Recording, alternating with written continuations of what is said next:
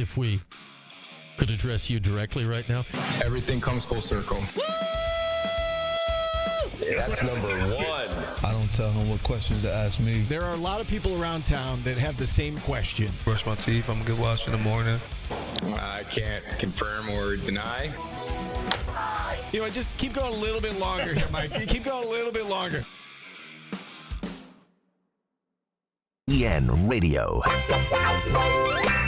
You know what I love, Steve? Being a jerk. Listen, dude, we've been doing a show for 90 minutes. I had a chance to listen to your last call. We game plan for PJ Hall. Uncle. I have a list of guys I would never hang out with. Your name is right on the top. Do you like the worst song bracket we're doing?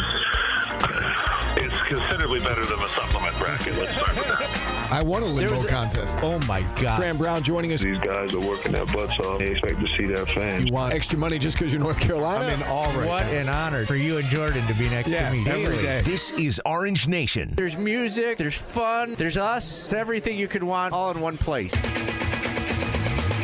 With Stephen Fonte and Paulie Sibilia. Good afternoon, everyone. Glad to have you with us alongside Paulie Sibilia. I'm Stephen Fonte. It's a Thursday edition of Orange Nation. We got one guest lined up for you. We're going to talk SU men's lacrosse with Nate Levine, short stick defensive midi for the Orange. He'll be on with us at 12:15 as Syracuse continues to get set for the top-ranked team in the country, Cornell. Neutral site game down on Long Island on Saturday. Plus, we'll mix in your phone calls throughout at 315-437-7644. What's up, Paulie?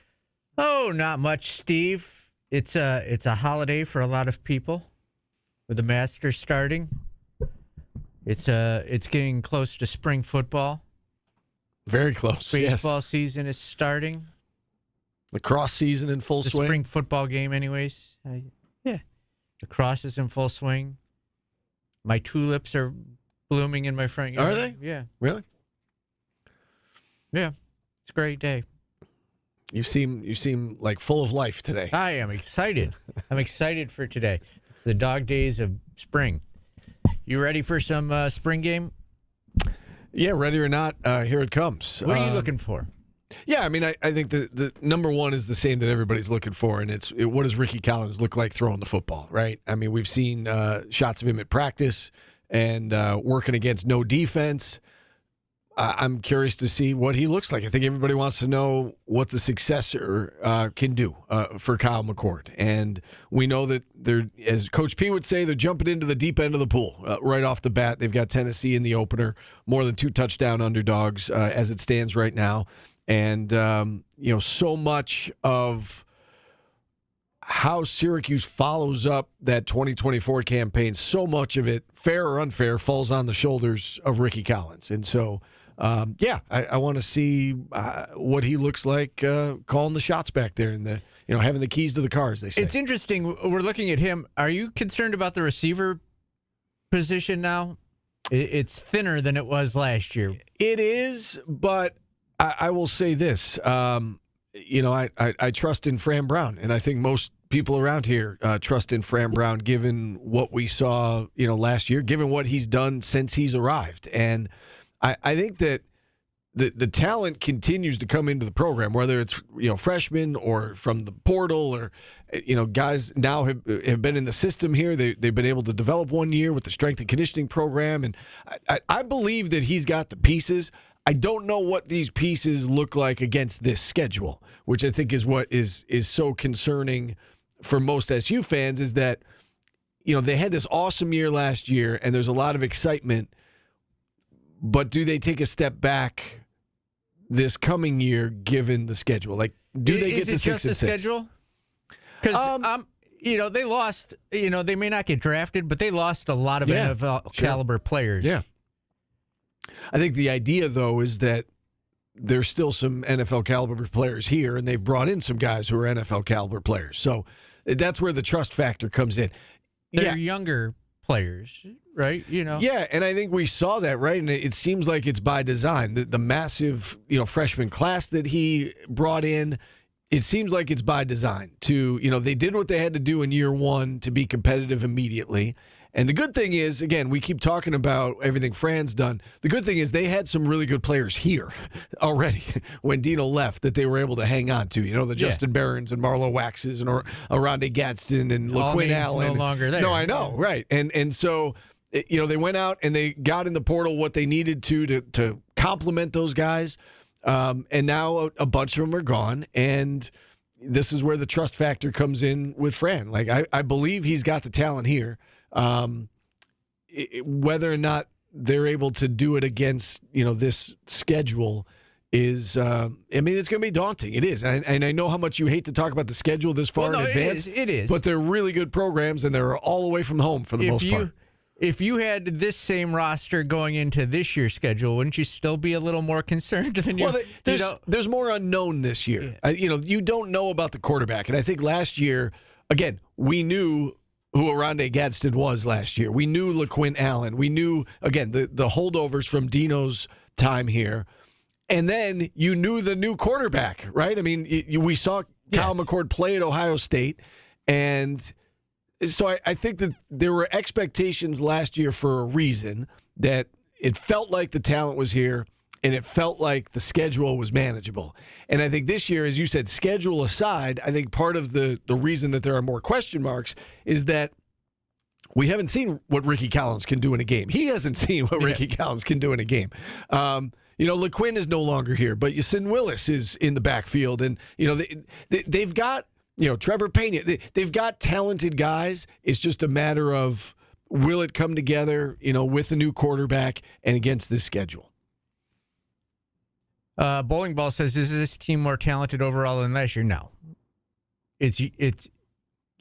I can't say yes to that. Well, I don't think you know that. I think it seems like they had seasoned veterans on the team last year that you knew were NFL talent, you know, NFL caliber players. My assumption is that there is NFL caliber players in the program now, but some of them are younger. To your you're point, going to have to build them, right? And you may not know it right this second. It may take a year or two before you see which guys emerge as those NFL caliber players. But I think there's certainly a lot of talent in the program. It's just they're not the older guys. They're not the guys that we, you know, they're not the household names that we knew last year. Yeah, and there might be growing pains.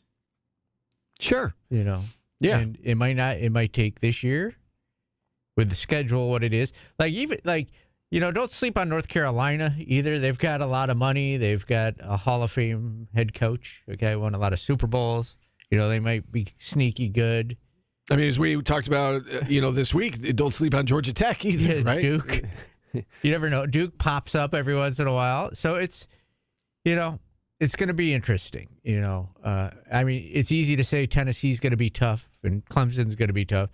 It's how you do against the rest of the guys that matter. SMU, Notre Dame, Miami. Yeah, those are the tough teams. Yeah. We all know those. It's, in this year, it's how you do against Georgia Tech and how you do against Duke and how you do against Pittsburgh and BC.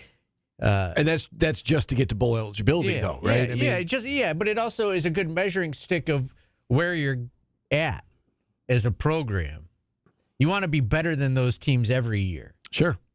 Agreed. And if Fran can do that, like if the Syracuse fan base can set aside, hey, Fran might go out and win a lot of games this year. It could happen. But just if the fan base is able to set aside the fact that this is one of the hardest schedules in the country and probably the hardest Syracuse has ever had in a long time, you should be okay with getting to a bowl game this year, if they eke into one, The Vegas over-under is 5.5 wins right now. So that is the over-under is, 6-6. Can they get to 6-6? And there's not a lot of margin for error in order to get to that figure, right, as we've talked about. Yeah, and you'll slip up every once in a while. This year's team slipped up against Stanford. You're going to slip up every once in a while. Pittsburgh was a disaster. That could happen again. That happens sometimes, where everything goes against you. And you got to be able to get through it. But this year, you don't have other wins on the schedule that you can make up for those type of games. Right. They had 2 uncharacteristic losses, and they still got to 9 wins. During the regular season. 6 wins is going to be tough next year. We know that. But yeah, in terms of the spring game, though, again, I mean, I think it's what most people are looking to see is, how the new quarterback looks. The speed and athleticism that is out there. I mean, again, I think the caliber of athlete in the program now is higher than the caliber of athlete that was in the program 3 years ago. Do you know what else is on the table? Like people, when you're talking schedule, Steve, is, what if one of the teams that we're sitting here terrified of just blew it in the portal? Yeah, sure. Right. Like Florida State did last year. Yeah. So it is tough to say whether the schedule is tough or not. It's on paper, it's very daunting, but, we don't know if SMU is going to be as good or Clemson might blow it. They struggle offensively, a lot have for the past few years. Are they going to be able to fix that? So we'll all find out together, but I just think this year might be a struggle. I think it could be as well. And I think you're right, nothing is guaranteed, especially with the portal, but I think you go by the programs that have the most money and, are traditionally good. And that includes, all the ones we keep, and I know SMU doesn't necessarily have the tradition, but they've got the money. And we saw what they did this past year. So I expect that, that's going to be a tough game. Certainly Clemson, Notre Dame, Miami. There's no reason to believe that those teams aren't going to be good. Tennessee, certainly. So, you also could venture that Syracuse might have missed on some players in the portal or in recruiting too. Yeah. It happens to even the best recruiters. Right. You can't get everybody. So outside of those really, really tough games, that would mean, again, in terms of the no margin for error, right? They would have to beat UConn, Colgate, Duke, Pittsburgh, at Georgia Tech, and North Carolina at home. Like those are the 6. Can they run BC on there too?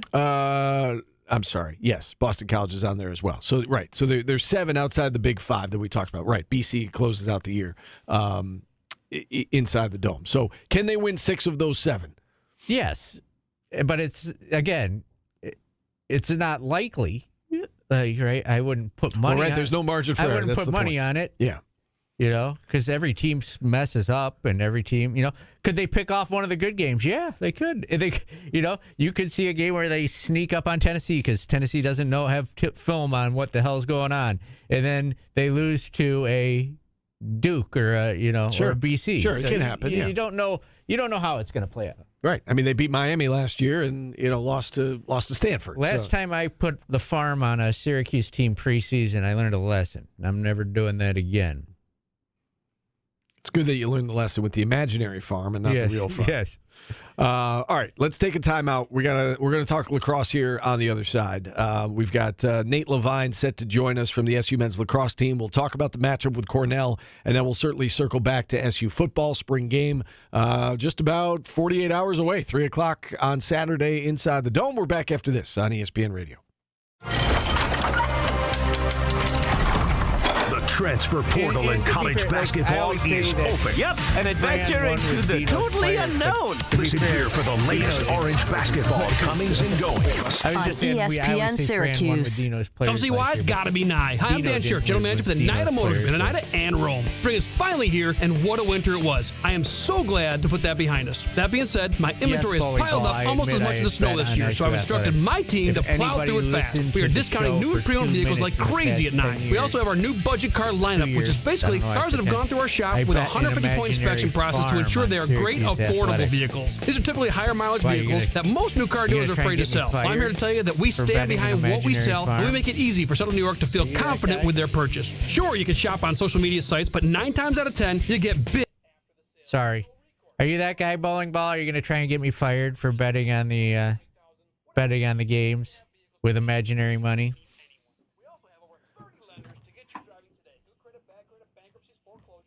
I'm having a bad day today. Why? Just busy.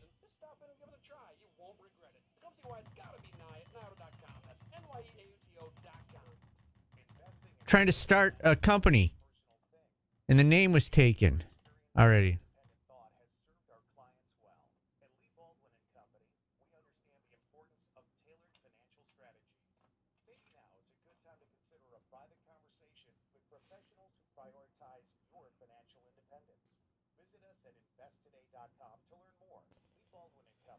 Oh, there's a commercial missing.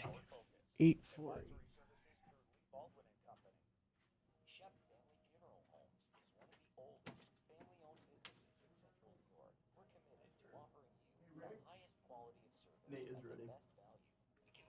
Excellent.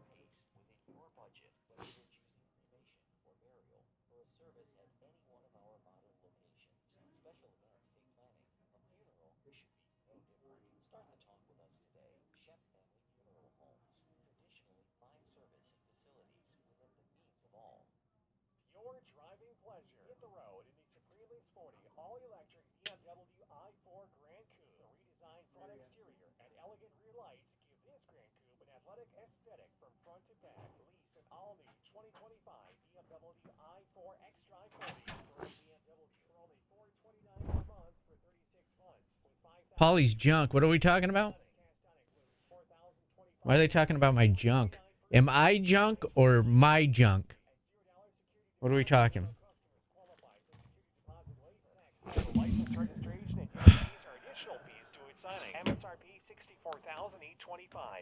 If I was starting an OnlyFans, I would call it Paulie's junk, Steve. So, you know, we've got a guest waiting. He's a lacrosse player. I think he's heard an OnlyFans joke before.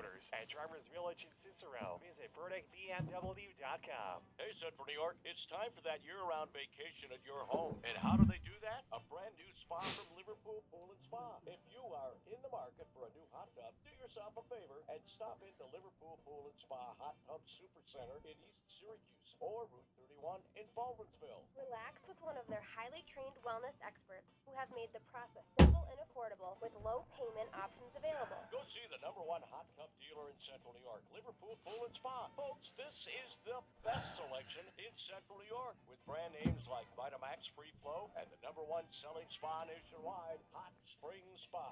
Liverpool Pool and Spa, a locally run company that is here before the sale, during the sale, and long after the sale. A company that has been catering. Oh, I was going to ask Kevin about. Yeah, Kevin. So you said yesterday we were talking injuries, and there's only 15 seconds left in the spot, but you said you blew up one. I hope it was when you were a kid. You blew up one of your testicles. Were you like riding a bike? Dude, that is gruesome. Thank you, sir. So type that story in the chat. Oh, he did it on a half pipe. Ouch. Oh, my God. I'm glad you're okay.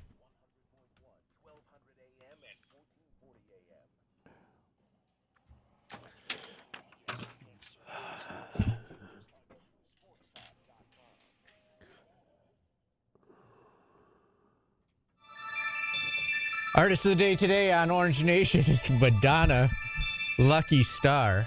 You all right, Steve? Yeah, why wouldn't I be? I don't know. I was just asking our listeners about their personal injuries and making sure one of them was okay. But.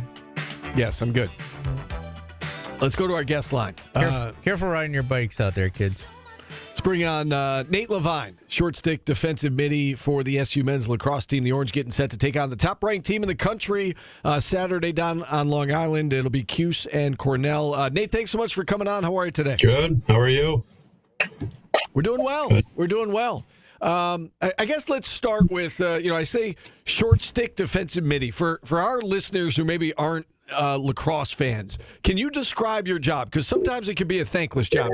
What do you do for the team game in and game out? Yeah, so it's basically the LSM position, but instead of having a pole, you have a short stick. You have to be knowing that you're most likely going to be getting dodged the most because they're trying to initiate offense with you. So just got to know your hands and play the best you can. But it's definitely tough, not an easy position, I'd say. You know, you're a guy that you're in your fourth year in the program, and we talk all the time this day and age with transfer portal and whatnot. Guys might not see the playing time they want initially, and then they bail and they go somewhere else, and they always think the grass is greener. What made you stay here for, now in your fourth year and work your way up the depth chart to a point where, you're a key component of this team now? Yeah.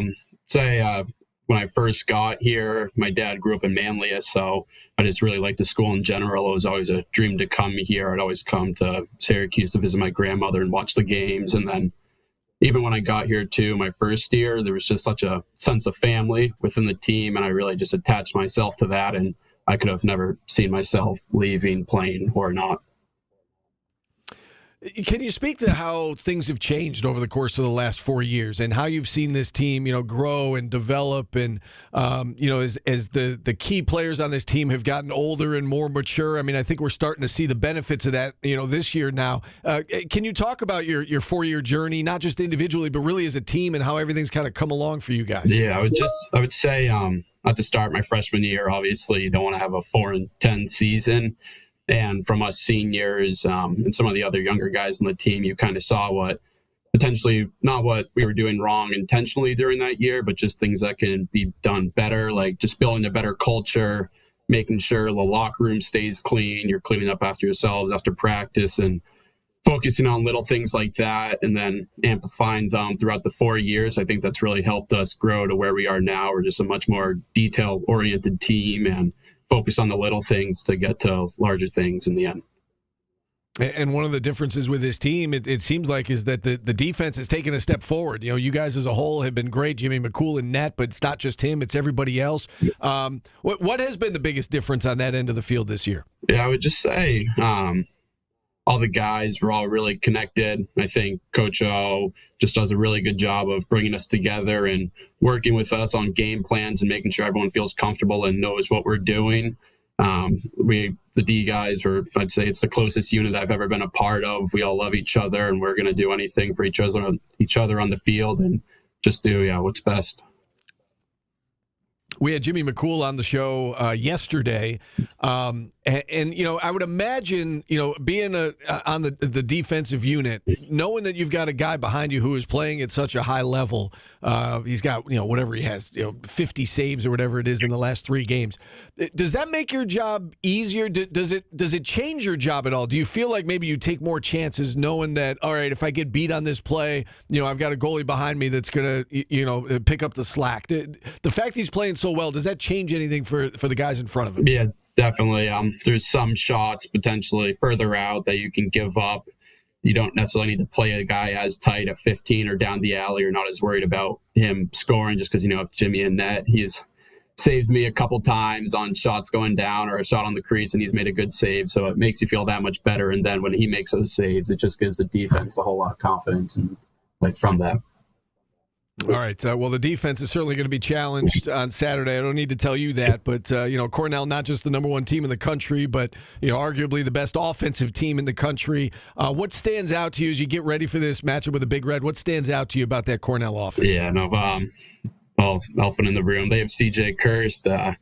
Definitely, he's a really good player. You have to pay attention to him and just make a good game plan on what you're going to do to try and stop them. But they also have a bunch of other really good players, a really good attack line, really good middies. So you just got to have a really focused week in practice, know the game plan, prepare, watch film, and do everything you can so you're prepared come Saturday to go against them. But we're excited for it. It's definitely going to be a good challenge for us. Jimmy said yesterday that, as good as that offense is, that, this week of practice, and I'm sure you would agree, it's more about you guys, right? And focusing on what you need to do and not so much what the opponent does. What does that look like at practice, doing the little things? Can you kind of speak to that, I guess, as you get ready to take on the number 1 ranked team in the country? Have the guys been a little bit more laser focused this week at practice, or is it just kind of business as usual? Yeah, I would say it's business as usual. We kind of mentality of it's the next game, so it's the biggest game, so you kind of try to treat every single game like you're playing the number 1 team in the country. But yeah, just with this week, just attention to detail on everything. Obviously, you'd say scout is just like the most important during those drills, but it's focusing on clearing, just the stick work drills, and everything you can put your 100% focus on, just do that. Along those lines about this being business as usual, is there a little extra juice with this matchup? The fact that it's 1 versus 4, it's Central New York rivalry. May is right around the corner. It's a neutral site game. It almost feels like it's an NCAA tournament game to some degree. Is there a little extra juice with this matchup, or again, is it do you just look at it as well? We've played a tough schedule. It's just the next tough opponent on that schedule. Yeah, I would say it's the same kind of thing. The next opponent kind of a schedule or game, I should say. I know a lot of the Long Island guys are pretty juiced up just because it's kind of a homecoming for them playing on one of their fields that they used to play on. But I'd say for the rest of the team, those guys included, it's just another game. Definitely get fired up for a big matchup like this. But yeah, business as usual, I'd say. All right, Nathan. Ultimately coming down to on Saturday. I mean, it's going to be a battle regardless. Obviously, as a defense, you want to hold them to as low as possible, but sometimes you make mistakes and you got to deal with them and just go to the next play. But regardless, it's going to be a battle. We're going to have to fight, dive for any loose ball, man ball, and any ground ball, and just give everything we got. All right, Nate. Well, this was a pleasure catching up with you here today. I really enjoyed talking with you. Best of luck on Saturday against Cornell. Best of luck the rest of the way. Go get them. Great. Thank you. I appreciate it. All right, Nate Levine joining us here on the show. Short stick defensive midi for the Orange. Again, they've got the number 1 ranked team in the country down on Long Island on Saturday. And with that, we will open up the phone lines the rest of the way. 315-437-7644. We can talk Cuse football, Cuse lacrosse. It's all on the table. Cuse basketball, if you would like. I was just doing some research. Oh, yeah? Yeah, nobody that has left Syracuse has still ended up anywhere. Yeah. They will, but yeah. Quincy Ballard signed. Did you see that? No. Mississippi. Did I see Mississippi State? Fire Coach Autry. I see Mississippi State. Before I say that, I better double check that that's official. But I was just going through Joe Tipton's feed. Double check me on that while we hit the commercial break. But I believe I saw Ballard to Mississippi State. All right, we'll take a time out here. We're back after this on ESPN Radio. 315 with Brian Hayes. I still think looking at this roster, even with the return of Starling, even with the addition of George, even with the addition of the freshman Anthony and Sadiq, that if this Syracuse basketball team is going to be the best version of itself, Mississippi State made a major addition to next year's team with the pickup of Wichita State's Quincy Ballard, committed. Off the board. The exterior of the BMW X3 X i30 exudes presence and power, expansive surfaces, and dramatic curves, combined performance monolithic proportions from the formidable front end to the imposing. That's why I spent a little time on him before I got into everything else. You didn't try. You were right there with me. You didn't try hard. I'd try harder. Make it up. All right, you want to know why I stopped? He has a pet cat named George. You want to know why I stopped? But he plunged behind me and goes, "It's whatever. Steve will figure it out," and then walked away. And I went, "Okay," and I stopped. Thanks, man.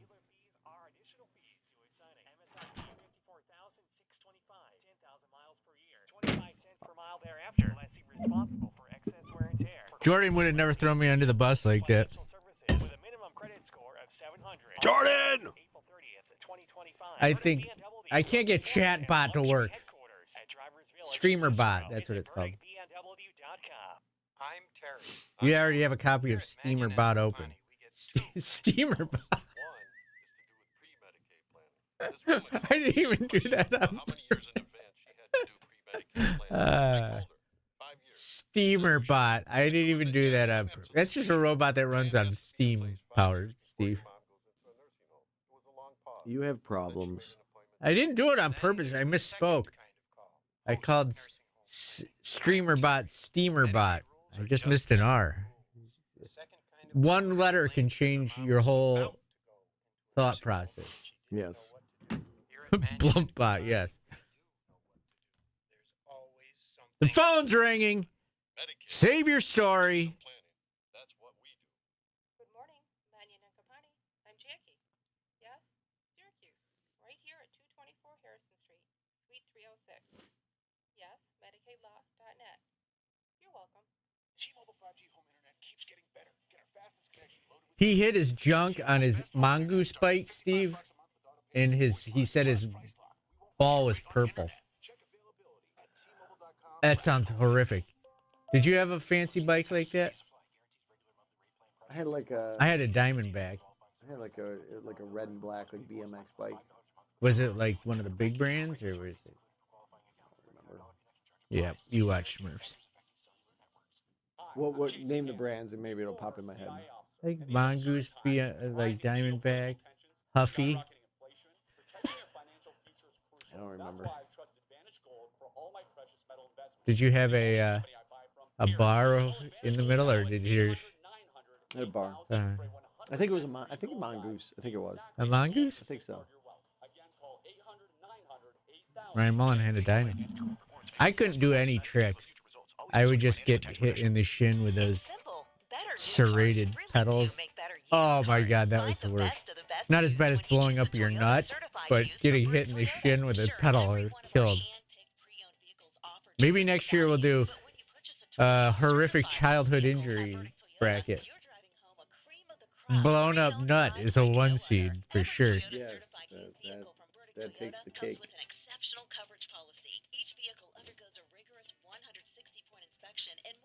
You know what's not fun either is getting telephone pole splinters taken out of your face and tongue. I could say that. Stop by today for the best APR offers on Toyota certified used and our Burdick Toyota hand-picked used selection. Find your I guess Daria, who I went to school with in California, who lost her toe, that would be up there. It's a horrific childhood injury. Catch the Aflac Insurance Inside High School Sports Show. Your sister being you biting yourself and blaming it on your sister is a horrific self-inflicted injury. Who's on the phone? I don't know. Watch live on QSportsTalk.com. Who is that, guys? On it. Where is Jordan? I can't do this any longer. Who is that? Scooter. I can't do this any longer, Steve. Into the group. I miss Jordan. I never thought I would say that. I think you've said it every day this week. We've got a screener with nothing written on it. Literally nothing. You can't work under these conditions. I can tell. Bad help is hard to find. Bring back Jordan.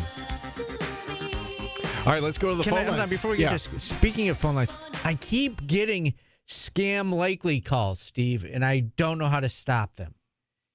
They're all some imaginary loan I applied for. I got one yesterday that like said 20 a day. I got one yesterday that said that I had ordered roadside assistance and that I needed to call the number to give my location. Oh, did you? I did not. I hung up. You should have. That seems very legitimate. But I don't know what, like, I'm getting 20 a day. That's a lot. Like, look, my voicemail is just like this is since yesterday. There's 16. Wow. Is it the same number? No, they all have 315 area codes, but they all just keep bombarding me. I'm sorry. That's painful. Just ignore it. Let's go to Scooter, I think. Scooter, how are you? Guys, how you doing? Paul, I'm disappointed, man. You're not betting the ranch or the house on the over 5.5. I think it's very hittable, and what makes you think Syracuse football could win 5 games this year? It's interesting.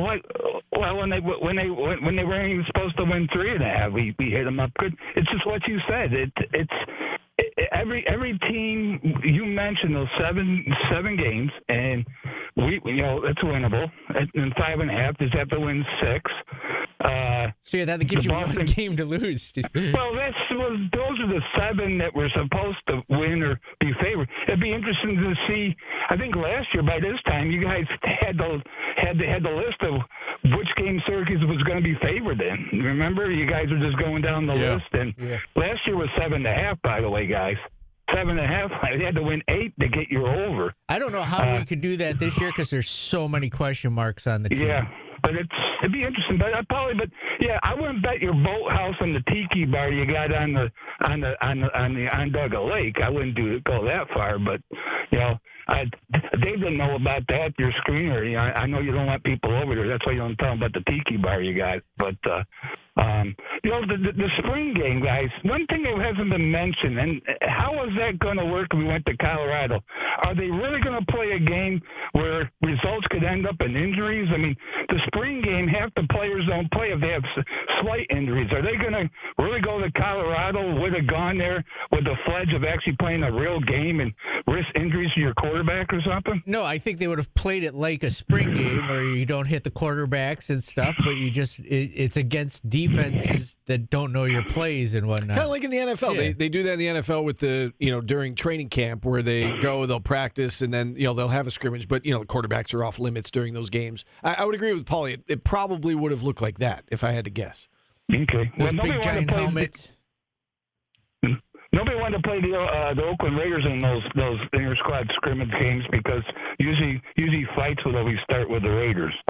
You usually see people taking out their frustrations of hitting other people in practice. That was their team. So if you had the chance to have an opposition, who knows? You start taking swings. But it was interesting. I just think if they do that, you're going to open up a can of worms because every team is going to want to do that. It's just would have been Syracuse, Colorado. I think that's the point of it. I think that they want to make that a thing for everybody. Right. Well, we'll see. But Polly, go ahead and bet. That farm you got there. I'm using some of the Florida money I won winning the tournament. I bet them like 8 weeks ago plus 550, and I think there's a good shot Syracuse is going to 5.5, and I think it's going to go up to 6. So I'm going to give it 5.5, and not have to worry about the 6 and have to go 7. So go ahead and do it, Paulie. You got my. The Scooter blessing? You got my seal of approval. All right. Yeah, I don't know. I don't know on this one. I'm a firm believer in the sophomore slump also. So I just looked up the over-unders for all of the ACC. CBS Sports broke it down by team, what the over-under was, and then it predicted the wins and losses. So for Syracuse's schedule, it's got them at 5-7. It's got them with wins over UConn, Colgate, Duke, Pitt, and BC. It's got losses to the 5 that we talked about: Tennessee, Clemson, SMU, Miami, Notre Dame, North Carolina, and Georgia Tech. And then North Carolina and Georgia Tech are the others that are losses. Duke is at 6.5 with an over/under. CBS gave Syracuse that as a win. Georgia Tech is 7.5 as an over/under. That was a loss. What's Duke's schedule look like? That they're still they're going to lose to Syracuse, but I think their non-conference is. They always do that. They're Elon, Tulane. Oh yeah. UConn, and then they have them as a loss to Illinois.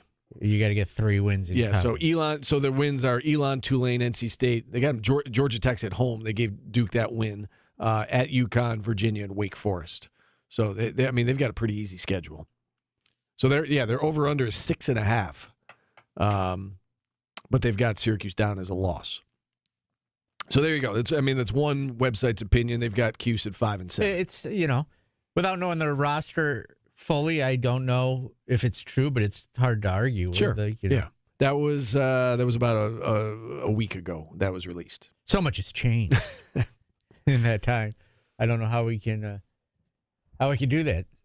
Are you worried about it? Like, I know the schedule stuff, but are you worried about it like a sophomore slump for the program? I don't mean this as a shot at Coach Brown because I think he's great. It's just it feels like it happens to a lot of people, even the greats. Like you struggle. Here's the thing. I think that the win-loss record is going to take a step back. Obviously, I even if it does or when it does, I don't think that necessarily means it's a sophomore slump. I think it could just be the circumstances are such that... And then you hope the junior year is better. Yeah, but I guess my point is I don't know if it means it was a slump or they didn't meet expectations. Like, they could go 6-6, and that could be meeting expectations. Right. That doesn't mean it's a slump. I wouldn't say that the football program feels that way, but, for us and the media and the fan base. Right, of course the players and coaches don't want that. They want, they want to contend for, the college football playoff. I mean, they put that on the table last year. We all kind of looked at them like, okay. And then as the season progressed, like, oh, okay. So I know that they're shooting for the stars, obviously, and that's the way it's got to be. But I think from a media member's perspective, or your case, like a fan's perspective, like you look at it, I think we can recognize that 6-6 might be meeting expectations next year, and that doesn't mean that it was a slump per se. Yeah, when I hear sophomore slump, I think of like somebody who had a great year and then they failed to meet expectations the next year. I don't know if that's the case at 6-6. Okay, what would you say is more likely, an 8-win season or a 4-win season? Wow, that is a really good question, Paulie. That's what I'm here for, Steve. Oh, man. With a freshman quarterback, like a quarterback with no, like, it's so. So UConn, Colgate, BC Pitt. Yeah, I mean, I hate to say this. I think the answer to the question is probably 4. Because 8 would mean beating everybody outside of the Big Five and then winning one of those games and losing nothing outside of those, or winning 2 of those games and then losing 1. So I don't think 4 is going to happen. I don't either. But I think either of them are going to happen. I think the answer to your question is 4. But just because I tend to agree with you. I think it's hard to predict the other way. I think they're going to be a bowl team, though. Believe it or not, I think they're going to get to 6 wins. I think again, I don't put it past Fran Brown, and that's why, like, if I said 8, it would be because of Fran Brown. Like, I do believe in him. Yeah, it's just hard to find him on that schedule. Right, it's hard to fathom it when you look at that schedule, and maybe we're tainted too from the last 20 years. Right. You know what I mean? So what he did in 1 year, it doesn't completely erase the last 20 years for people who have been covering the team or been around this program for the last 20 years. 1 year does not erase all that. So maybe that's partly where my answer comes from. But I do believe in him, and I do believe he's the right fit for this program. And if anybody can get 8 wins out of next year's schedule, I feel like it's him.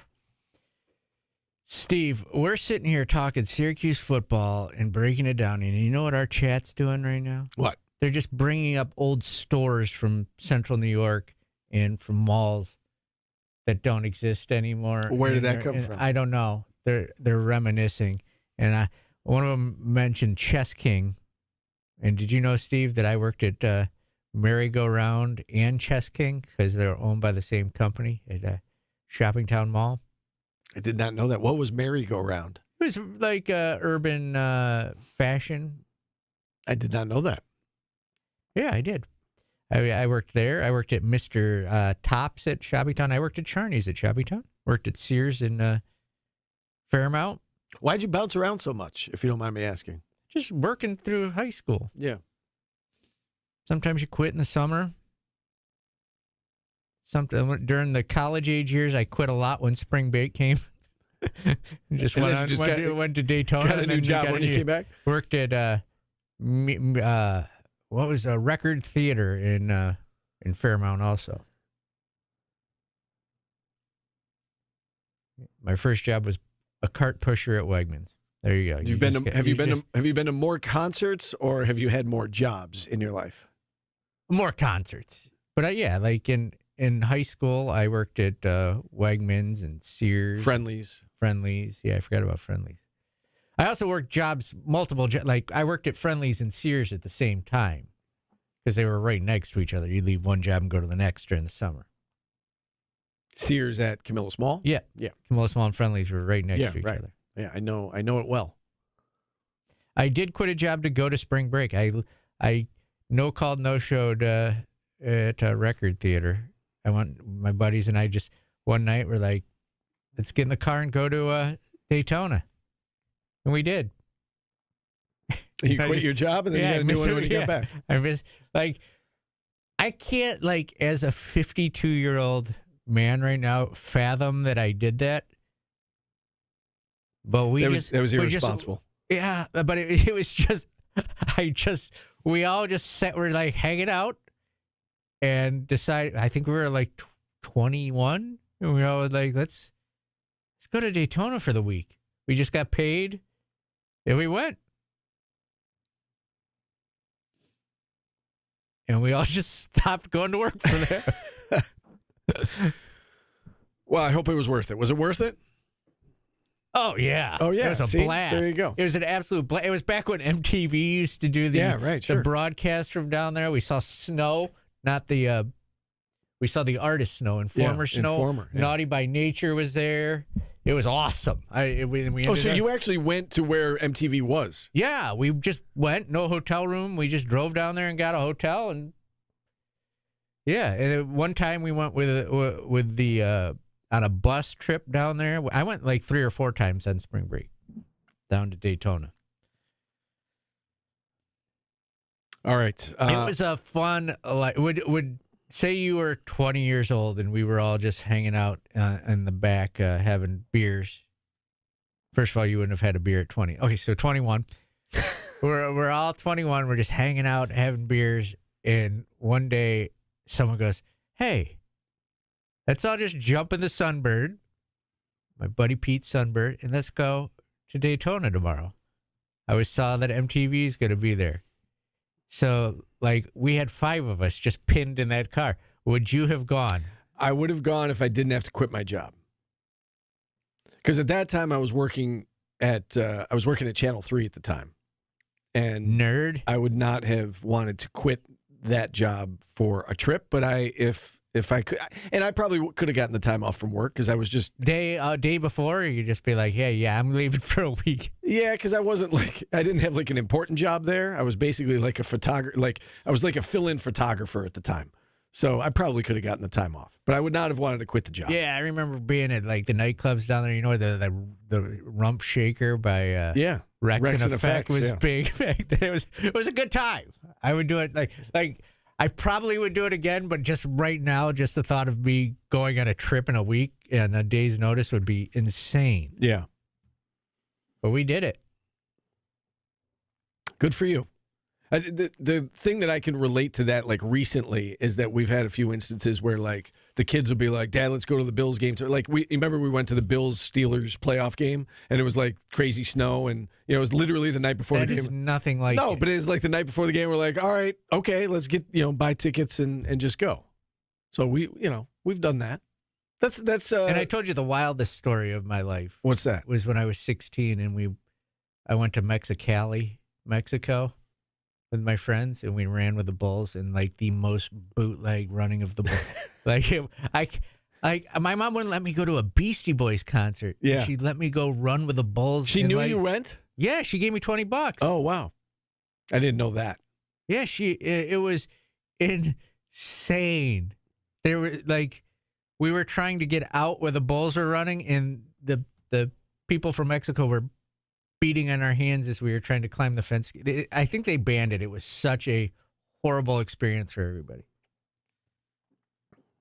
So that was not worth it. Oh, it was amazing. Oh, it was worth it. Definitely worth it. Just the thought that I went and ran with the Bulls in Mexicali. It wasn't like in Spain. It was in Mexicali. All right. You could get 16-year-old Paul. You could get Coronas for like 25 cents. Down there. It was great. How did we get talking about this? The chat did this. They're like bringing up all these stupid old stores. Like they'd go to Marjack's and Media Play and Learberries and Faze.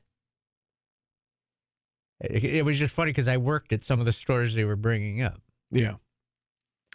So now you're reminiscing. Yeah. Yes. It's way more important than talking about who hasn't been signed that left Syracuse in the transfer portal. I'd rather talk about Chess King.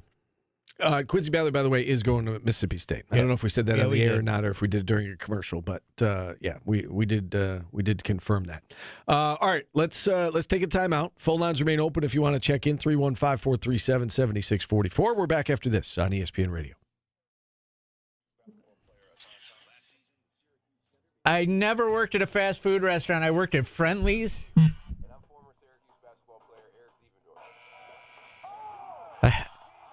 I once got is that you? Jesus. I once got a tennis elbow from scooping ice cream at Friendly's. I'm a puss too, Steve. I remember you telling me that, yes. My finger's fine, by the way. Glad to know. Still, see? Please put the gloves on and bring the bird bracket in. The gloves.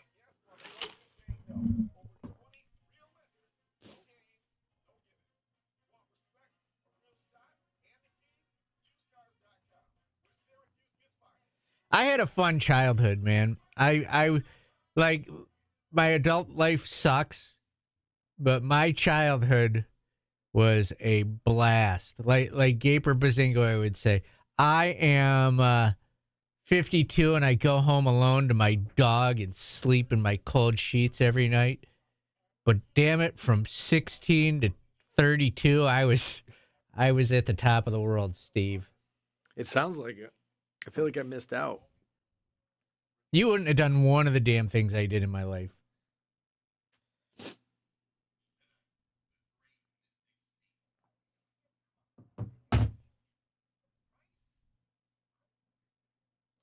Yeah, you would get the arm burns at, oh, the bracket has arrived, Steve. Okay. He has to uncase the bracket.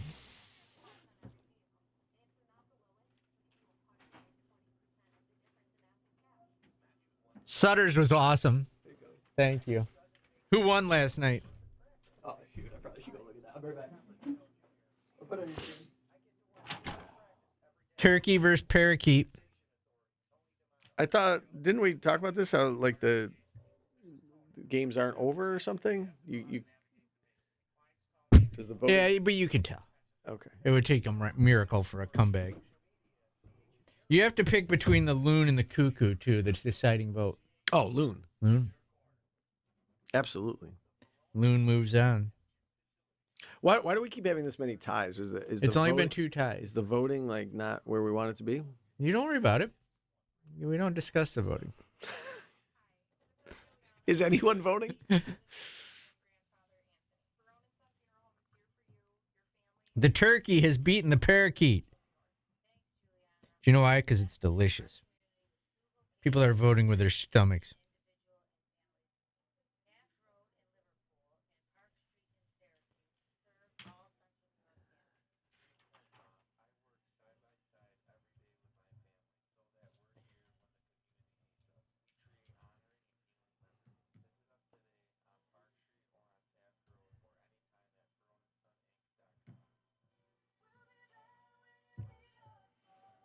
The Mockingbird, Steve. Oh, they're cute. I would Mockingbird against who?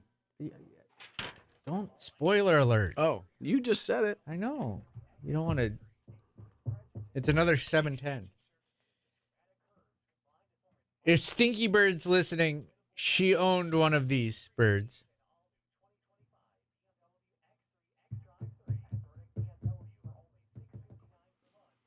Oh yeah, the fights outside of it's Sutter's and Chuck's are legit. I did go to Romans a lot. Go to Tucker's. Tucker's was a blast.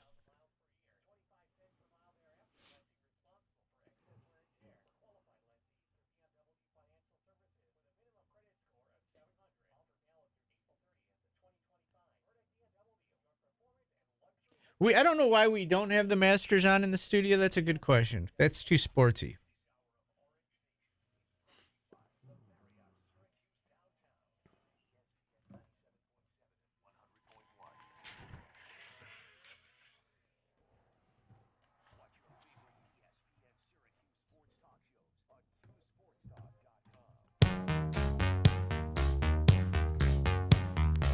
Madonna, Like a Virgin, Steve. Know what this song's about? Yeah. Did you know the Beastie Boys once used to open for Madonna and they got booed off stage? Did not know that. Here you go, a little nugget for you. Time to do today's bird bracket. Yesterday's winner of the turkey versus parakeet. Turkey has advanced with 55% of the vote. Thrilling. And the Electoral College sweep. Did you know that we do the vote by Electoral College also? Did not know that. All right, today's 7-10 matchup, the number 7 Toucan versus number 10 Mocking Bird. Steve. Okay. You're enjoying this. Come on. Am I? Do you know what a mockingbird looks like? They're cute. I don't. I Off just the looked top up- of my head, no. I told you we used to drive the school bus to school every day, and the bird farm. We would pull up at the bird farm and pick up the girl, and there was a toucan out front. So I'm kind of partial to toucans. Mockingbird is just basic. It's a cute little bird. Okay. And it mocks you. Okay. So there's your bird brand. How close are we getting through the first round? Are we halfway through the first round yet? Yeah, we're close. Close? Okay. Mockingbird has a song written after it. Yes. All right, this is a quick segment, Steve. While the chat continues, they've moved on to bars. Were you a frequenter of a bar of any particular one in Syracuse? Like, I used to go to Tucker's a lot. Chuck's and Sutter's when you were... I mean, I didn't go to college here, and then, my first job was in Binghamton. I don't know. I didn't really frequent a bar by the time I got back to Syracuse. Okay. Barrel of fun I got stuck working with here. I mean, I used to go to Armory Square, but I mean that was a long time ago. Yeah, like what bar? Yeah. Like Blue Tusk. Yeah. Ambrosia. I used to go to Ambrosia. Dance. All right. Take a time out. We'll come back. That's it? That's the segment? Yeah, it was a quick one. We're behind. You want to take a time out? Sure. Yes. I want to talk sports. You want to talk some sports? Yeah, we'll talk about the Masters. We can talk the Masters. The NFL draft is approaching. SU lacrosse, basketball, football. There's stuff to talk about. I also do want to hit on something, Steve, about the Syracuse players that left. For the basketball players. Yeah, maybe that's what we'll do next segment. Yeah, I'll ask you next when we come back. We've discussed it in the past, but I want to see if your opinion has changed as we get deeper into the portal being open. Okay. Hour number 2 starts next on ESPN Radio. Stylene's, the back patio at Stylene's was fun. Well, I like Empire, too. Empire Brewing. Yeah, you went to the 2 most boring bars in Syracuse. I'm not, I want to be able to, hear the person that I'm talking to. Yeah, that's no fun. Yeah. I want to be sitting at the bar and someone get punched in the face. No, that's not my chicks not my grinding on the dance floor. Yeah. Orange Nation, noon to 2. ESPN Radio 97.7 and 100. I want to look up and there's a hot chick on the bar and she's pouring booze down my gullet.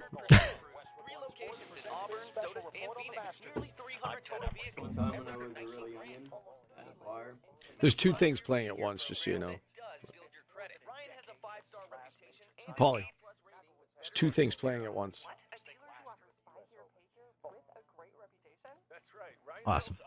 I was more of a club. I went to this club when I was a kid, and I accidentally walked in front of somebody, and someone bumped me into him, and he got mad, and he tried to fight me. Are you going to tell the story into the microphone? Again? Yeah, please do. Well, do you have the mic up? Okay, so go ahead. So this one time when I was really young, I was at a club in Wichita, and I was walking to the bathroom, and I walked by this group of people, and somebody accidentally bumped me into this couple who was sitting down, and I kind of fell onto the guy, and I got up and I tried to be like, hey, my bad, I didn't mean it. A lot of music going on, and I can tell he is immediately very upset. And so I just kind of put my hands up to let him know I didn't mean it, and then he tried to punch me, and when he punched me, I was far enough away to where it just barely nicked my chin, barely touched me. And then I stepped back again, and I was like, whoa, man, I ain't trying to. And then this girl walks in between us, and he goes to punch me again and just clean knocks her out. Doesn't even hit me. She just happened to walk in between us, and he just clean knocked her out. It was 15 guys immediately swarmed him, and I was like, I'm just going to go to the bathroom because that was where I was going. Yeah, it was crazy. I think about it all the time. Wow. That was a good story, huh, Paul? You like that one?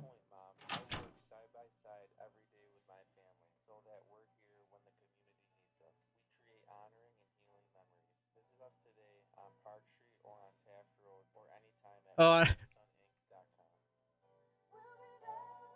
on the right. I think this is the story. On the ride down to Daytona, my buddy's car's heater wouldn't shut off, so it was 1,000 degrees in there, because that's the kind of car we were in. And we had the windows open, and a salt truck went by, just blasted me with salt and I had cuts all over my face.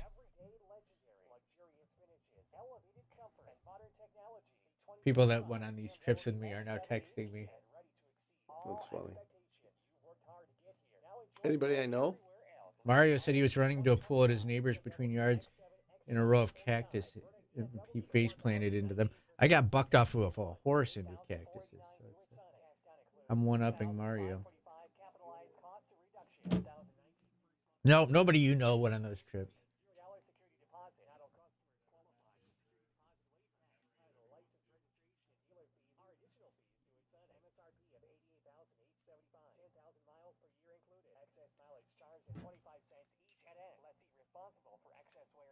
Qualified lessees through BMW Financial Services with a minimum credit score of 700. Offer valid through April 30th of 2025. Burdick BMW, your performance and luxury headquarters at Drivers Village in Cicero. Visit burdickbmw.com. It's time for Your Best Guess, sponsored by Pawn Pro on Erie Boulevard East in Syracuse, with your favorite local sports guys, Brian and Paulie. Of these items that Pawn Pro sold recently, which one sold for the most? A Hulk Hogan Hasbro mail-away figure, a Mickey Mantle signed baseball. What are Armory Square Bar with a secret bookshelf door? That's Awful Al's? That rings a bell. A Mike Tyson autographed Nintendo cartridge. You know, I beat him in that game. Here's my answer, Paulie. I saw you in a sharpshooter, so I'm going with Hulk Hogan because of wrestling is popular. The answer is the VHS tape of the Ghostbusters. Oh, we're back to the VHS tapes again. I told you I had a bunch of those, right? I'm still not watching. Your best guess is brought to you by Pawn Pro, Erie Boulevard in Syracuse. We stopped at south of the border and slept in the parking lot at south of the border for a couple hours on our way to Daytona. Oh, the good old days.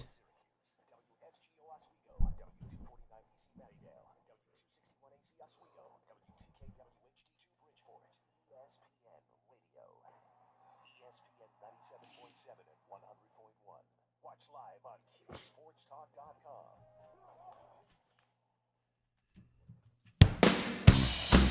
On this day in the 80s, Madonna kicked off her Like a Virgin tour. Steve, this song on the album Material Girl, I got another nugget for you. The producer of the album, Niles Rodgers, wanted this to be the first song he released, and Madonna said no. She seemed to be correct in that matter. Interesting. Do we know the why this particular song? Nope. Just thought it was the biggest hit. Yep, and she made the right choice. Yeah, her career's been pretty good. Yeah, I'll say. All right, so as the transfer portal gets deeper and it gets harder to add depth, Steve, for a Syracuse basketball team, because it's hard to find guys that want to ride the bench. Are you willing to take anybody back that has done that in the past for Syracuse? There's two guys I probably would allow back, but if they see the floor, it's big trouble. That would be Kyle Cuff and Peter Mastorovich. Oh, you say from this year's crop? Yeah, as you get further in and it gets harder to find depth, isn't it almost better to find somebody that knows the system? Yeah, sure. Well, I mean, at the right price or no price. Yeah, I would say no price. Yeah. Right. Yeah, I think of course you would take those guys back. I think they liked them both a lot. They both seem to have the right attitude. I liked the way Kyle Cuff played a lot in terms of he was limited offensively, but he came in and there were nights where it seemed like the team just didn't have he always brought energy. Yeah, but there's also no good path for him to hit the floor I agree. This year. 100% agree. I'm just saying that from if you're going to add depth and it's a guy that not everybody will buy into that kind of reserve role, and he did. I mean, he did whatever was asked of him. He would. Let me ask: do you think he would buy in if his role would be even more diminished? Probably not. But you said if they find that there aren't as many suitors as they were hoping, and they're looking at a reserve role somewhere else, why not come back and place that you're familiar with? And I don't know that the coaches want them back or would take them back, but at this point, what you're getting out of the portal will be, you probably get somebody to come play forward for you right now. Right? that's the one position they could probably fill with good depth out of the portal is the 3. Because that's kind of up in the air right now. I don't know how much whatever addition, and they will make some additions here. Whatever additions they make, I don't know how much that person is going to play. But yeah, well, I'm saying from my eyes, it looks like the 5 and the 3 are probably 2 spots that if somebody in the portal wants to come and play, they can get time still. Maybe. I would say the 5 definitely. I'm not as sure about the 3 because you've got 3? Kings, you've got Kyan Anthony who could probably play both the 2 and the 3. And if you and if he plays well, you're going to want to find ways to get him minutes. You feel like you're pretty set at the 4 with Donnie and Sadiq. So I would agree that there may be minutes to be had at the 5, but you've got 2 now, and I think anybody you add at this point is just going to be a depth piece that if all goes well and according to plan, that guy probably isn't going to play a lot.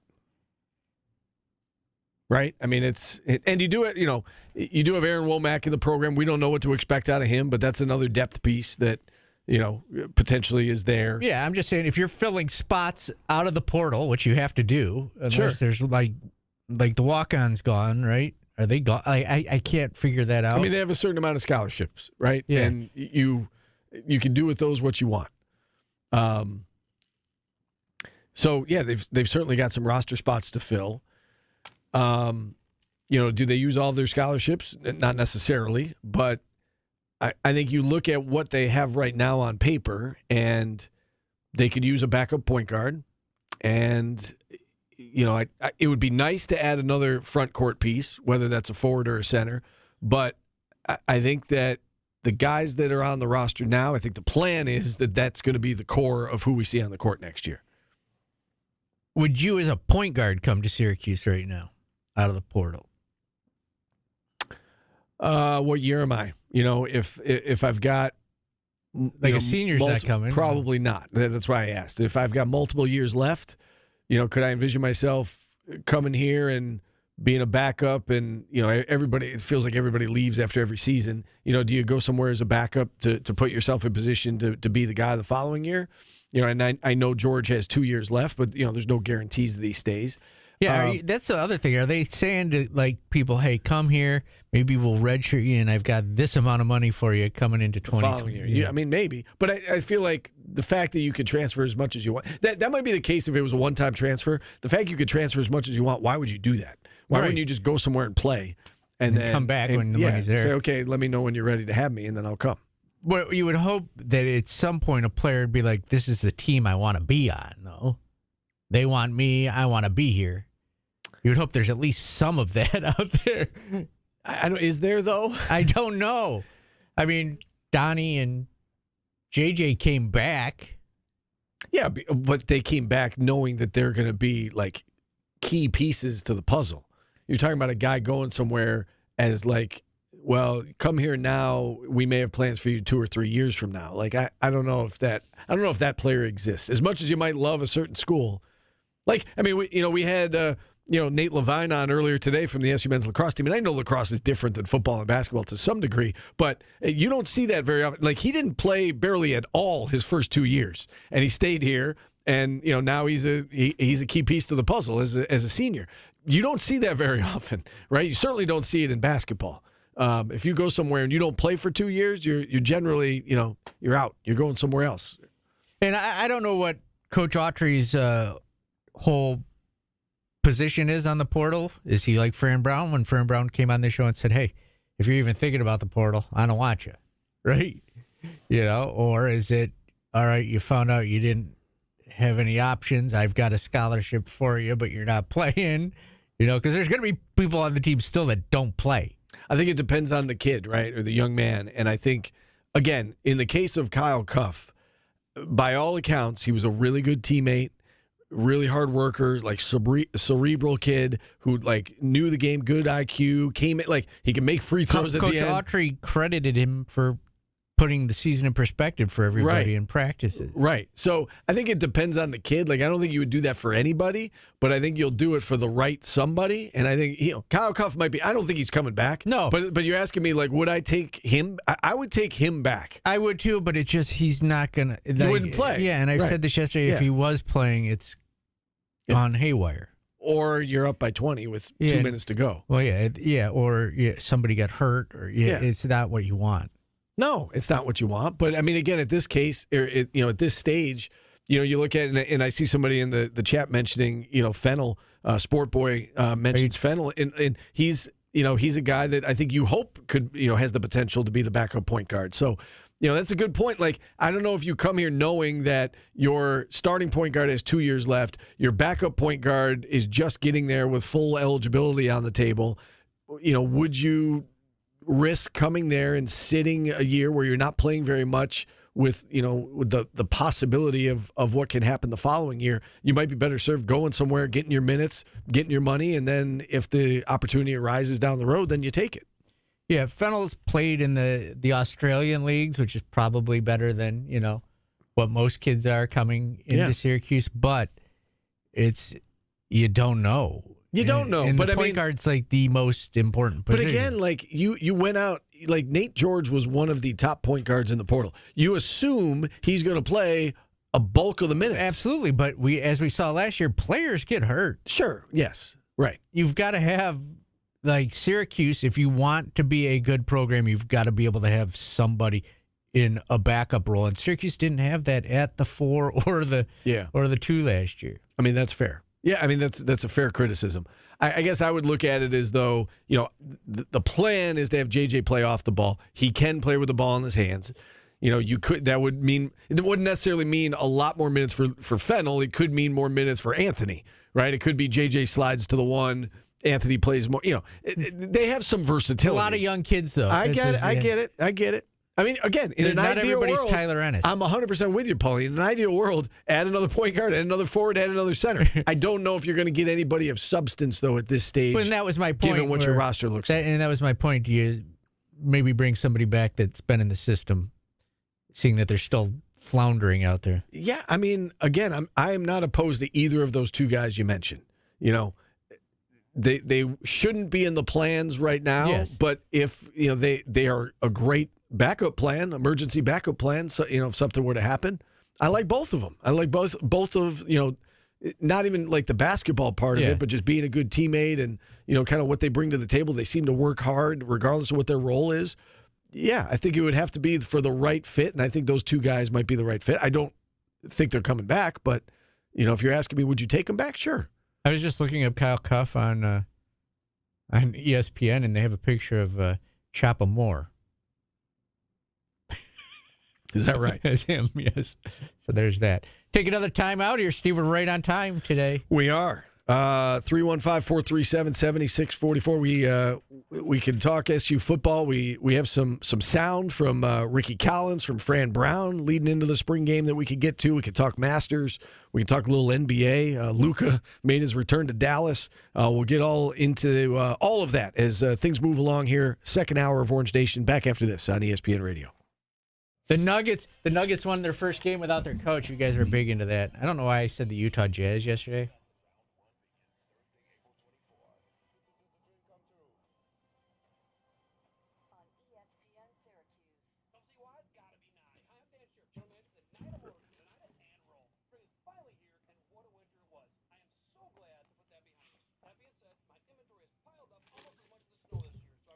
According to Gaper Brazingoid, my whole sex life is a dead period. Get it, Steve? I do get it. There won't be any visits to my bedroom because I'm horrible with the ladies.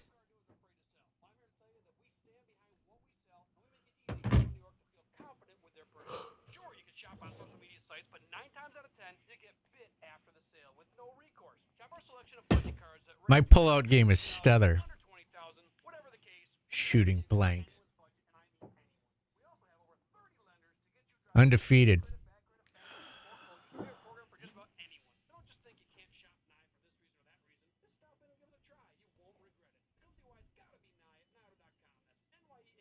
Should I know what a solo dolo is? Do it over lonely old man? Doing old loser ostrich?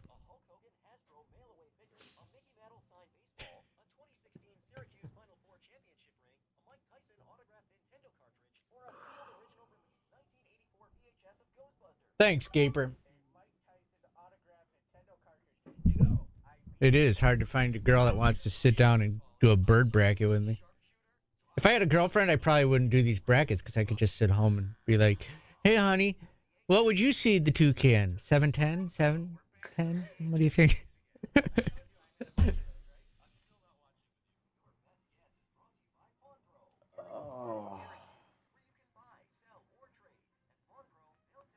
My dating scene has picked up recently. It's just not, it's not going good. I must not be likable.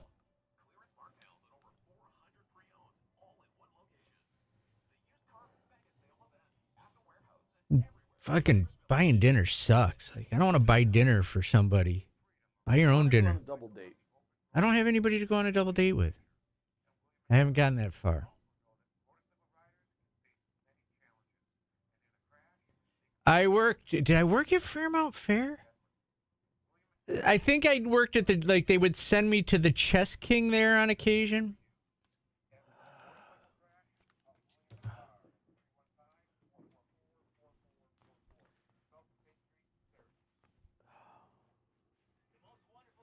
How much time till we come back? A minute and a half, Steven.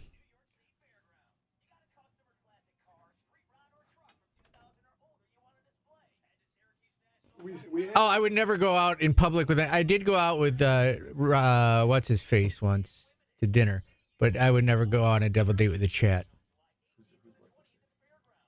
The Heimlich guy, Gavendo. The Heimlich. We have sound from Ricky Collins and that's. Yeah, we can do that. If you want to do that. You know what's fucking expensive? Sushi. Went out on a little sushi date the other night. Cost $100 some odd bucks. Is that right? Wow. That's not worth it.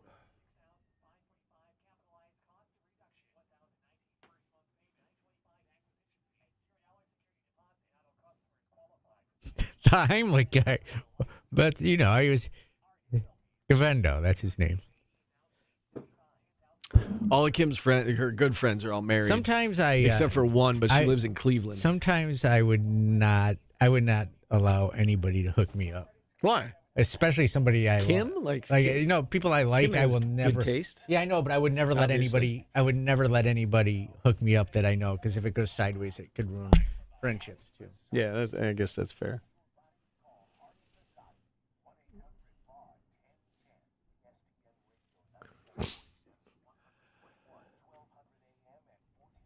Can you hook me up with Lady Gaga? I think she's engaged, isn't she? I think Lady Gaga got engaged recently.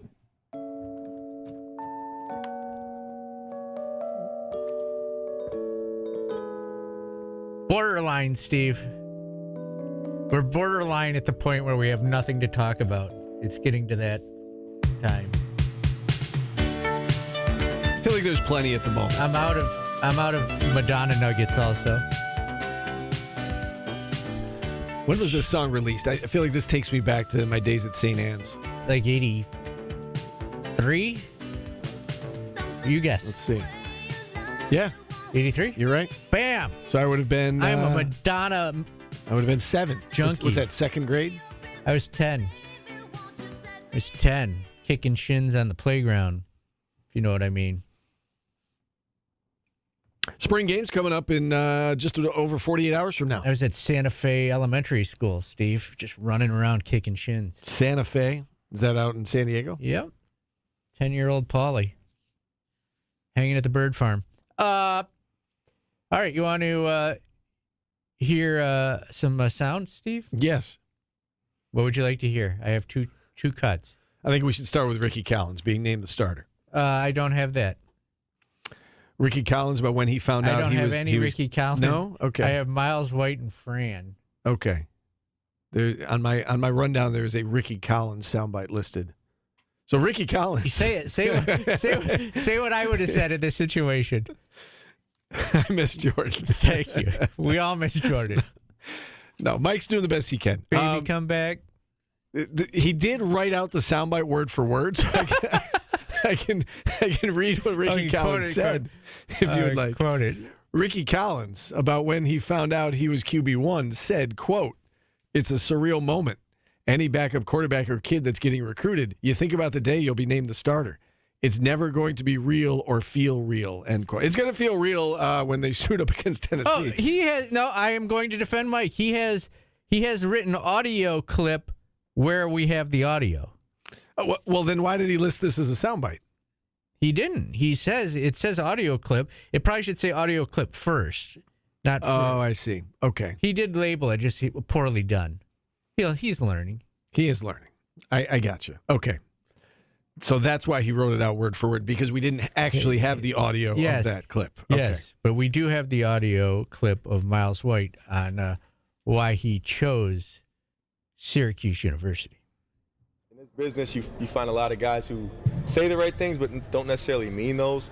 And I think Coach Fran's not in that. He does not fall in that category. He's a guy that, he's a no BS guy, as you guys know. He's gonna tell it to you straight. And when I was able to get on the phone with him and speak with him, I could tell that right away. And he's just super authentic. So, and you can see that carry down from, player, coach to assistant coaches and assistant coaches to the players. So, and that's why they've had success. We say it every time he comes on this show. He wins every interview. He really does. He's got to be does. amazing on the phone with a recruit or a transfer portal kid. Yeah, hard to say no to him. He's very convincing, and he's a man of his principles. He's got values, and that's a big part about what he's doing. Like, yes, it's about football and wins and losses and all that, but as we've seen with Fran, it's certainly about making these guys better men, better husbands, helping them get jobs. I know that's something that we've got a soundbite here about the Syracuse 60 program that Fran talked about to help SU football players as they graduate. The goal is to find them jobs within 60 days, within 2 months of when they're out. And it doesn't seem like lip service with him. Like it's not a snake oil salesman. It's genuine, and he cares about these guys. We got a program called Syracuse 60, which we guarantee after you graduate to get a job 60 days. Well, less, like, as soon as you graduate, you got 60 days for me to help you get a job. It's important that I get you a job making meaningful money inside of your major, right? And we got some criminal justice majors. I was a criminal justice major. They're always looking for good players. I told them, like, my team is like second to none when it comes to class act guys, right? We sit in the first 2 rows. Our grades are up. Like, dudes understand and know. So I want to make sure they all know that you got an opportunity of going to be successful also here. These guys make 6 figures, so, hey, come talk to my team. If you're looking for some people to come and join that know what they're doing, I got a bunch of fine young men here that could come step right in and take y'all place as y'all leave out. That almost seems like a good NIL sale. Like, we'll get you a job, too. Yeah. Yeah, I mean, like I said, it's how do you say no to what he's preaching? How do you say no to, well, he came here and he got the wins and losses immediately. He's getting guys in the NFL. The guys who aren't going to the NFL, his focus is on getting them jobs. And it's, he seems like he genuinely cares about the kids, about the community, about the program, about the university. And, he's been a home run since he walked in the door. And I don't know how many times we could say it, but it's refreshing to see. And, I think he's got a bright future, whether it's here, somewhere else, or, he's got shut your mouth. He's got a bright future as Don't a football put that in the coach. universe, Steve. Why No, I'm would just you do saying. that? It's, do I think he's going to be here forever? No. Do I think he's going to coach football for a really long time and have a really successful career wherever he goes? Absolutely. I'm not saying he's leaving tomorrow, but I mean, he's going to do very well for himself in this business, whether it's here or somewhere else.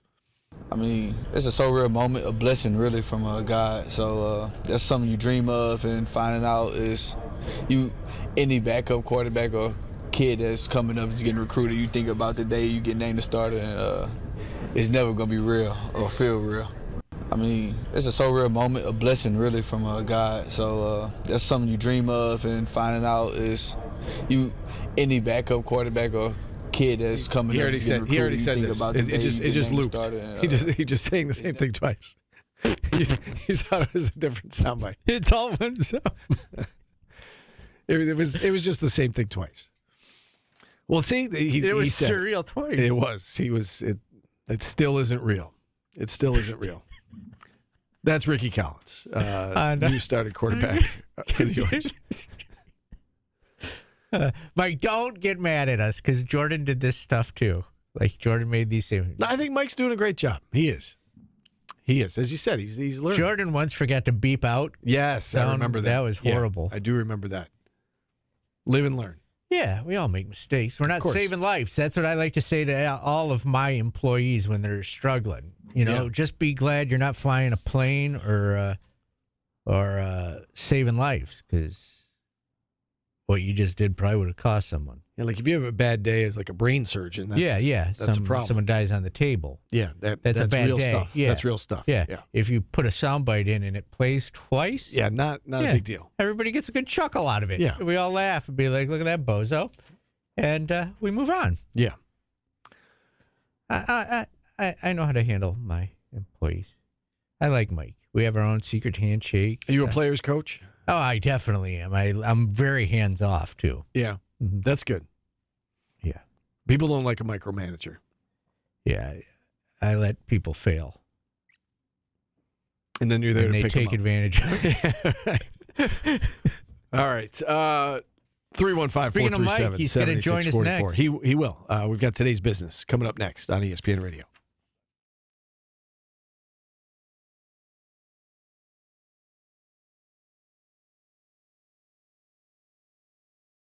No, Jordan's on vacation. If Jordan got fired, I don't think I would be. I don't think I would be saying I miss him. Lloyd! I still can't get that out of my head. Slander, man. Slander? That clip I'll take, that one was on me. Everything else you complained about me today, I told you. No, you got to put that. You got to put that. There's no audio on the paper. That was my bad. I also told you that though before the show started. I said, hey, just so you know, I don't have. Oh, did you say that to me? No. Yeah. Oh, okay. No. And then the call manager thing, they just went open. No, that's right. We all have bad days. I texted you and you didn't read it. Yeah, and was like, why didn't anybody It's tell not me? professional to stay to have your phone on in a radio You studio. texted me earlier in the segment about something. Yeah, because I didn't have audio. I had to become unprofessional to cover your ass. That's my bad, boys. That one's on me. I'll take that one on the chin. I don't know how it did that too. It's okay. It's okay. I'm not upset Come about back it. tomorrow. It's another day. Tomorrow's a brand new day. Today's a good day too. Today is a good day. Every day is a good day that you wake up and you're alive. David's out there working hard. He has been all week. We need to give him a shout out. I will say this: you are a better radio producer than you are a field goal kicker. Thanks.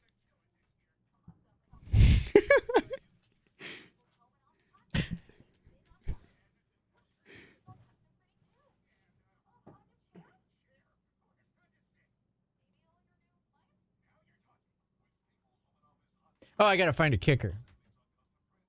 I'll try and not have it be about people falling into a grave.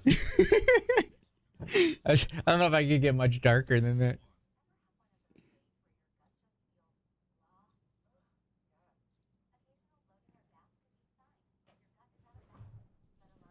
Why don't y'all have the Masters on? It's probably not on the right channel, I assume.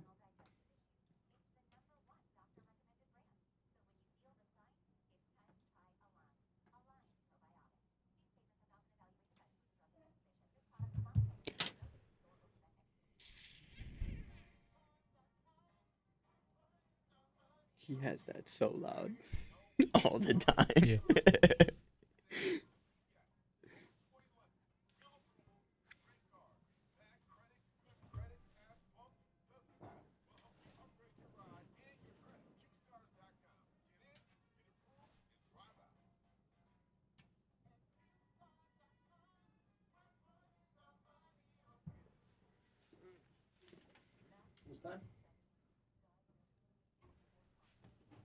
A minute and a half.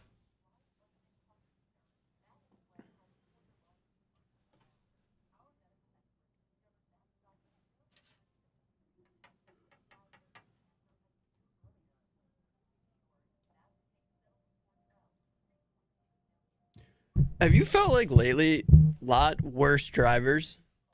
Ever since these videos of people just recklessly driving around have been popping up, I feel like I've seen a lot more bad drivers lately. I got pulled over today. Did you? Damn. Were you like, you know who I am, right? He pulled me over for rolling through a stop sign, but he was very nice, and he was just like, just for next time, he's like, just be careful going through here. It's very, very cool. Have you had anybody pull you over or anything, and they're like, Stephen Fonding? I mean, it's happened before. Yeah. I don't get pulled over very much. That's good. It's the first time I got pulled over in years. I got pulled over about 2 months ago for the first time in like 3 or 4 years, I'd say. I never get less anxious. You know what I mean? It's like I didn't do anything bad. I was just like driving a little faster. Like the last time, I think I was going like 80, I think, and he was being a stickler, which was fair. But I still was like, I'm so scared. Just going 80.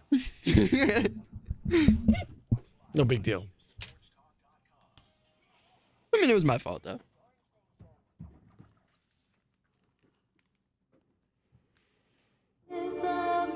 Like a prayer.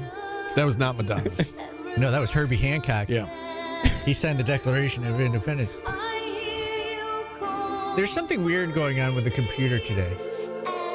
It was playing commercials. It's playing multiple things at once. Somebody is using my mouse while I'm trying to move it, and it's not Mike. Time for today's business, brought to you by Grossman Sadamore CPAs. And the website? GSA. CPAs.com. Very good. Teamwork. It's like the spelling bee.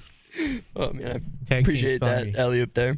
Yeah, we're just going to touch a little bit on NBA and then, maybe take a stop at the Masters because it is a tradition like no other. You guys kind of led in earlier about Luka making his return back to Dallas for the first time as a Laker. It was pretty cool game, pretty cool moment for him and the fans of the Mavericks. They had a little 2.5-minute tribute, and everybody there was very excited. Luka got emotional. Teared up a little bit, and then he went and teared up on the court. Had 45 last night, and a pretty big win. Yeah, it was emotional. Great. The reason I bring this topic up is because the fans were chanting "Fire Nico." My question is to you guys, in your recent memory, is this the worst trade you've seen? You can set your own time period, your whole life, last 10 years, 20 years. That's a good question of worst trades in my lifetime. I wish we knew more about like why the trade happened. Barkley for Hornacek was pretty bad. Like why? And I know, both parties have like talked about it publicly, but not really. Mm-mm. Like, I don't know what was going on behind the scenes that they thought this was a good idea, because it had to be more than just. Yeah. Well, I mean, if you want what's going on the court, right? There had to be something behind the scenes, or like a work ethic thing, or a relationship that was fractured, or I don't know. I don't know that we have like the full story of why this went down. Yeah, and if you want to like put on the tinfoil hat and try to figure it out, I do think it was a multitude of pretty much everything you just mentioned. I think the Mavericks felt that maybe Luka was getting to a point, a status point, where his ego they might have felt like his ego was trumping their decisions, and he didn't want to listen to them. I also, his weight was a factor, his lack of effort on defense. I think his overall defense might have been his overall effort might have been what they were upset with, because when they made the trade, they talked about their reasoning of wanting to get better defensively as a unit, see more energy on the court. So it had to be more than that, though, right? It might have been, and maybe, we don't know. We weren't in the rooms. Maybe Luka was getting an ego. In many's eyes, he's one of the best. He might feel like he is as good as he can get, or only needs to focus on certain things where, maybe the team was saying, you need to focus on others. I will never know. it was a crazy decision nonetheless. You know what I mean? It was wild. It was one that nobody expected. The fans are obviously very upset. As I mentioned, they're chanting the Fire Nico. They also gave him a standing ovation after he dropped 45 on them. So it's a lot that's involved. We'll never know. It's wild, though. I'll never understand it. Ooh, Matt from Auburn brings up the Herschel Walker trade. That was yeah, that's a good one. I mean, it's bad. I mean, there's no doubt about it, and I think it's blown up in Dallas's face at the moment. I'm not a huge Luka fan. Like, he's obviously a terrific player, but some of his antics, wear on me as well. Like, just from afar, just watching the way he treats officials and his lack of effort, and the fact he doesn't play defense and yells at his teammates, and I get why that would get old. But I just feel like it had to be more than just, that he's out of shape or, not trying hard on defensive possessions. I don't know. You remember when the Dodgers traded Piazza to the Marlins? That was a weird one, and then he got traded to the Mets like an hour later. That was a weird one. Mm-hmm. Trying to think of bad trades. And I think I'm not going to speak for every fan out there, but I think what the overwhelming consensus is, it's not the fact that they traded him. It's the fact that he kind of went on a victory tour afterwards of saying how well the trade went, how he gave the Lakers kudos for working so well with him and all this. And he kind of made it seem like, I made this monumental decision that's going to positively, significantly impact the future of the Mavs. When to me, it just was like, man, you're just saying all the things you did wrong. Why would you only approach one team, even if they had the one guy you wanted? You use that as leverage for somebody else. Like, it's wild. They did it in secrecy, and then he thinks it was this, 500 IQ move when it's just everyone's sitting here dumbfounded. What about Gretzky to the Kings? Yeah, looking back. Mm-hmm. Yeah. Anything else, Mike? Yeah, we can talk about the NBA real fast. About 3, depending on whose fan or team you're a fan of. I don't think you and real fast are in the same sense. So we can talk. No, we can go about. Ahead. Yeah, go ahead. The NBA. No, I'm just kidding. About the NBA. Depending on who you're a fan of, about 3 games left, and the 4 through 8 spots are still incredibly tight in the West. 3 games deciding. I got the 4 through 8 here, and I have their remainder games. I kind of want to ask you guys, who do you think has the easiest time? And if you want, throw in how you think the top 4 through 8 are going to shake up. Nuggets got the Kings left, the Grizzlies, and the Rockets. The Clippers play the Kings and the Warriors. Grizzlies got the Nuggets and the Mavs, and the Warriors play the Trailblazers. The Warriors and don't Clippers. want that play-in game round, And right? if you want to look at it, I do have them written down right there of their remainder games. Right, Steven? The Warriors just need to get in, right? But they don't want to be in that playoff round. Yeah, I mean, I think everybody would want to ideally avoid that extra round if they can. The timing of the firing of Malone is interesting with the Nuggets, given that, and we talked about this yesterday. Are they truly a title contender, right? Because they're sitting at the 4 seed right now. But as you mentioned, everybody's bunched up. I mean, 4 through 8 are separated by a game and a half. So, are they? And sometimes you see this too, right? Where there's a coaching change, or somebody suffers a big injury, and then the team initially galvanizes and they play better. And they actually get a boost from something like that. So I'm interested to see what the Nuggets. Who did you say Denver has left? They've got the Kings, Grizzlies, Rockets. That game isn't going to mean anything to the Rockets. You could see the Nuggets. I would say the Nuggets, there's a very good chance they sweep, and then they hang on to that 4 seed. And I think, even though I said yesterday I don't think that they're a title contender, I feel like they're in that next tier. I think in that next tier, they might be at the top of the list, if that makes any sense. Yeah, I think the Nuggets have the best chances of sweeping. I do think we need to keep an eye on the Timberwolves. They play the Nets and the Jazz, who are both out of it. I do think you bring up a good point with the Rockets. They're so far ahead of that 4 through 8 that spot. Game won't matter to them. It'll be the last game of the year. They won't care about that at all. You mentioned with the Warriors not wanting to avoid the play-in. I almost think the Warriors kind of want to be there. I feel like with the roster they have right now, they are all emotions, all mentality. I think if you put playoff Jimmy in that scenario, in that environment, match him up with Steph, who any given night can drop 50, and then Draymond, who's also an emotionally driven individual, I think that play-in tournament may kind of give that team the spark and may get Jimmy into that playoff Jimmy mentality. Let me ask you a follow-up question on this. Talking about seeds and what a team wants. Would you rather the Lakers in the first round or the Rockets? Because I think to me, I'd rather the Rockets. Exactly. Yep. That's where I was going with that. Is the Rockets are the 2 seed, but I think you would much prefer to play the Rockets. That's a fair point. Than you would prefer to play the Lakers. That's a very valid reasoning. Yep. So and not that not that the team's going to throw a game so that they that they finish as the 6th seed opposed to the 7th seed, or it's the 7th seed opposed to the 6th seed. But I think that whoever falls into that 7 spot might have a better chance of advancing than whoever ends up in the 6th. Yeah, I actually completely agree with that. That's a great point. Because, I mean, if you come in at that 7, once you get through 2, it just becomes a lot easier. I don't think it counts if Mike says it. You're not allowed to take credit if someone says great point or great question. Why do you treat him like this? Seriously. Like what? Just like you do. Like he's doing a good job. Thanks. Yeah, I was giving you grief. No, I know. Yeah, but I caught a stray. I definitely caught a stray. You're acting like nobody cares about Mike's opinion. That's not what I said. That's kind of what it. That's how it felt. I said that if Mike. Why doesn't it count, Paulie? Because it's Mike. It's not. But what does that mean? It's not It's not an expert. That's right. So you don't think much of his opinion. That's what I'm saying. No, like you could take credit if we're interviewing, say a boxing, and we're doing a boxing interview, and we have the guy from ESPN. He says, "You know what? That's a great point. That's a great question." If I say it to you, it doesn't count either. You don't get to take credit for Can great it at least question, be like a great dull point. point or like a semi-sharp one? No, it was a compliment.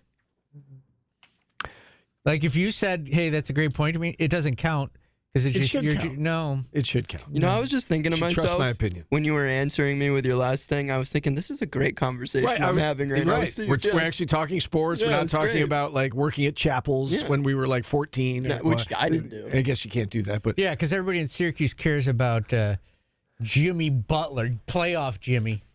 I appreciate the attempt to talk sports. Thank you. Me as well. That was my nickname in high school. What? Playoff Jimmy. Have you ever played in the playoffs in anything? No. The hell am I playing in? I'm a small little man. Softball. I've played in softball playoffs. Nice. Scheffler in the lead. I was going to say Masters update. Oh, yeah. That's what we had to get Tied for into. the lead, yes. With Hatton. You want to keep an eye on... Justin Rose 3 under as well. All 3 guys 3. Hatton, Scheffler, Rose, all 3. Rose only threw 6, though. Yeah. And he's still Rose 3 came under. out to a hot start, too. He was 3 under through 4. He's parred out after 3, but yeah, quick 3 under to start the day. Freddie Couples. So he's on the top. You can see him on the front page. Where's he? Couples. He is 1 under through 15 How about right that? now. How old is Freddie Couples now? He's got to be in his That 60s, seems like right? a guy I Looks would old. bet on. How did I not 65. bet on Freddie Couples? 65 What's years of that? age. Freddie Couples is somebody I would have bet on. Like, Yeah, I if mean, he- you still can. Yeah, no. Let's see. He has the same birthday as What one of are my best Freddie friends. Couples' odds? I mean, you want him to win? Yeah, Freddie Couples to win it. Does he have any odds? I say Plus he's got a 100. couple. Plus 100,000. Jeez. What That is about a lot. finish top 10? That I don't know if I have that at my fingertips. He's having a good round. He's only 1 under, but he's got 2 birdies, 1 bogey. Hang on. Top 10, you said? Mm-hmm. You gotta keep scrolling. He's plus 3,900, so $10 to win 390 I do that. That's worth it, honestly. That is very worth it. for top 10. Dateline, Iowa. Did you know that it's illegal to drive a bulldozer while under the influence, Steve? Yeah. Where's this? Iowa. Seems like a good rule. Dustin Snyder, 40, was pulled over on an excavator with a blood alcohol of what? Point what? 1-2. Higher. Wow. I was going to say, I'll say 2. 2-2. Wow, that is On the crazy. excavator, yeah. Wow. He wasn't driving, he was flying, Can you baby. imagine going to work that drunk? No. Holy smokes. I have a legit driving related question that I've always wondered. Now, I want a preference with I use it every time. But if you're in a turning only lane, do you legally have to use a blinker? Because, I mean, everybody on the road knows what you're doing. Yes. Use your damn blinker. I always wondered. Yes. I think you. I mean, I do. You're saying, could you get pulled over for not? I believe you probably could. Yes. Yeah, I believe you could. I've always wanted to ask a cop that, but then I'm like, they're going to be like, oh, this guy's just taking turns without blinkers. Also, I have one more. Casey Hunt. Double kickers today? Yeah, double kicker. Another DWI arrest. Was arrested in 2001. She's representing herself in court in Rogers County. I don't know where the hell that is. But she has been arrested also for contempt after she claimed that she was going to bring a therapy kangaroo to court, but she did not, and at one point insisted the judge read the Declaration of Independence. That's wild. Was she under the influence at the time? No, apparently not, but she's apparently, That's what happens when you get a kangaroo as a support animal. You just get confident. Don't ever hug a kangaroo. They'll punch you right in the face. Yeah, stand behind them. They can't kick backwards. Yeah. You don't understand how intimidating kangaroo is until you're face to face with a kangaroo. Yeah. Like they have boxing matches. People have boxed kangaroos. All right. That's your today's business. We got through it. We'll vote on our artist of the day for tomorrow. We'll all go home. Come back. It'll be Friday, and we got a weekend to look forward to. We do. Good job, Mike. Thank you. In a spring game, so I don't really have a weekend. Back after this on ESPN Radio. Just reminded myself I have to work on Saturday. Do you want to take tomorrow off? No. Oh, okay. I tried. Let's not get carried away. People now. used to fight bears, too. That's fucking wild. Habib still does. Like, could you imagine going to a freaking place just to watch somebody wrestle a bear? No. Like, Josh from K-Rock's grandma took them to horse diving once, where they put horse up on, like, fucking high platforms and pushed them into those swimming pools. Were the horses jumping, or were they just like, I have to? Yeah, I think they were kind of. I don't think they taught themselves to dive. That is wild. That is pretty crazy. Ryan Phelps has a 5-star reputation with an A+ Better Business Bureau rating. Say what? A dealer who offers buy here, pay here, but also has an amazing reputation? That's right. Ryan Phelps Auto checks all the boxes. Visit RyanPhelps.com and see why everyone's buying from Ryan. Where can you find the best gyro in town that will leave you wanting more? Tucked away inside Westcott Grocery, 477 Westcott Street in Syracuse, is Halal Gyro. They have the freshest halal meats, marinated and cooked to perfection. Get it wrapped in a gyro or served on a plate with their seasoned rice and fresh veggies. And don't forget the sauce. See their website for their entire menu at SyracuseGyro.com. Syracuse Halal Gyro, 477 Westcott Street. The best gyros in town.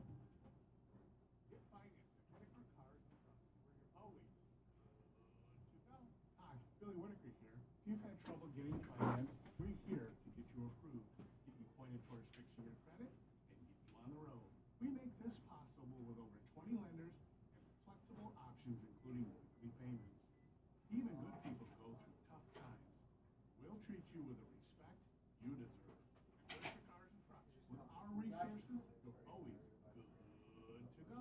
Dean Henderson wrote an epic about the Rothschilds and the Rothschilds. Land Design Dynasty. Always thinking ahead. Always thinking about the day before. Okay.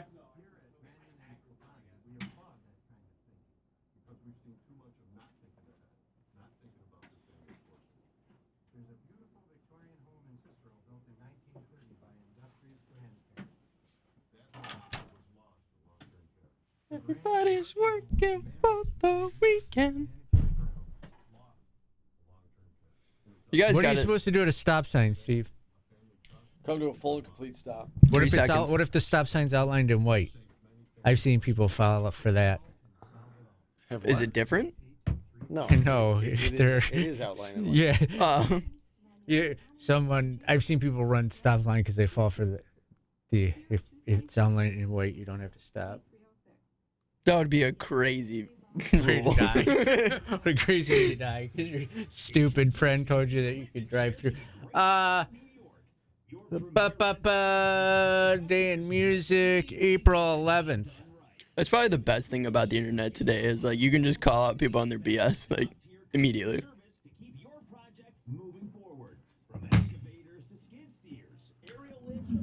No, I definitely rolled through the stop sign today. And What? he was sitting right there. You I got said- buzzers? Oh yeah, you didn't hear. I said I was That's why I talking to got Mike it. about it. I got pulled over today. Yeah. That's why they brought it up in the chat. Did you get out of it? Yeah, he was very nice. He's like, I know you struggle every day working with Paulie.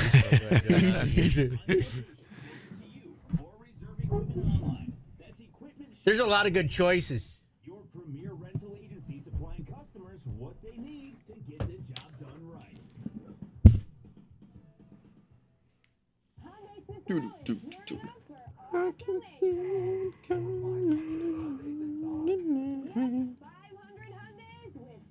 I did not Big Poppy.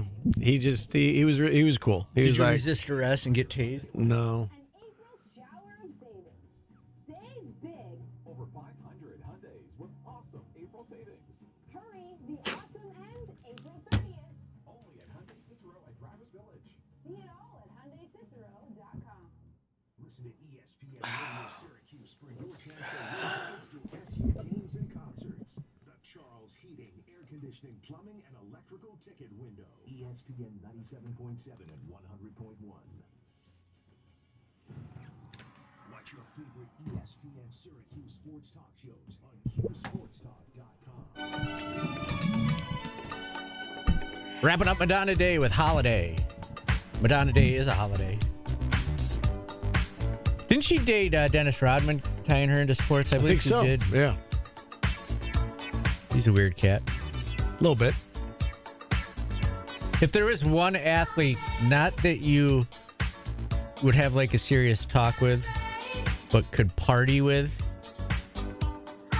who would it be? Johnny Manziel. I think Dennis Rodman might be high up on my list. Charles Barkley would be fun. I know you won't play along with this. Like if you could, I'm not saying nobody. All right, nobody finds out, and you could just go out one night and do things that the boys do with one pro athlete. Who would it be, Steve? I think I'm going Charles Barkley or Dennis Rodman. I think I'll go Barkley. I was thinking I would prefer Barkley over Rodman too. I don't think I could hang. I don't think I could. I don't think I could. I make know it with that I could not hang with I Rodman. couldn't hang with Rodman. Yeah, I definitely wouldn't be able to. Man, that's a good question. Mine's Johnny Manziel. I bet Shaq has a good time. Yeah, that's it. He knows how to party. What about Ronnie Cycli? I bet you he has fun. Yeah, he's the DJ. DJ, right? yeah. I think I'd go Barkley. Steve would party with Mr. Rogers. That's offensive. That means you're not fun. Yeah, I know. I don't know. You started this, by the way. You Mr. Rogers started is that part narrative. No, you started that narrative. Your artist of the day choices are, how about, there's some fun ones today. Bush, the Gin Blossoms. Bush, Gin Blossoms.